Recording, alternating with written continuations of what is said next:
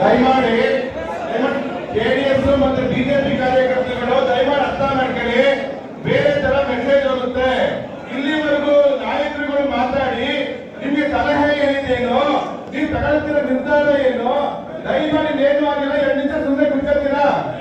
ಸೋಮಣ್ಣ ಕುತ್ಕೊಳ್ಳಿ, ಕುತ್ಕೊಳ್ಳಿ, ಏನಿಲ್ಲ ಸುಮ್ಮನೆ ಇಲ್ಲಿ ಏನು ಆಗಿಲ್ಲ. ಸುಮ್ಮನಪ್ಪ ಸದ್ಯ ಸುಮ್ಮನಪ್ಪ ಏನಾಗಿದೆ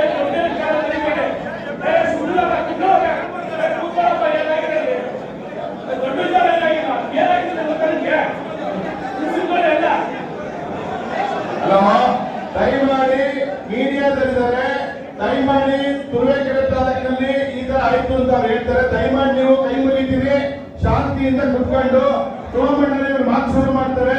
ನೀವು ಅವ್ರು ಏನ್ ಹೇಳ್ತಾರೆ ಅಂತ ಕೇಳಿ ದಯಮಾಡಿ ಅದಕ್ಕೆ ಸಮಾಧಾನ ಕೊಡ್ತಾರೆ. ಸುಮ್ಮನೆ ಕುತ್ಕೊಳ್ಳಿ. ಭಾರತೀಯ ಜನತಾ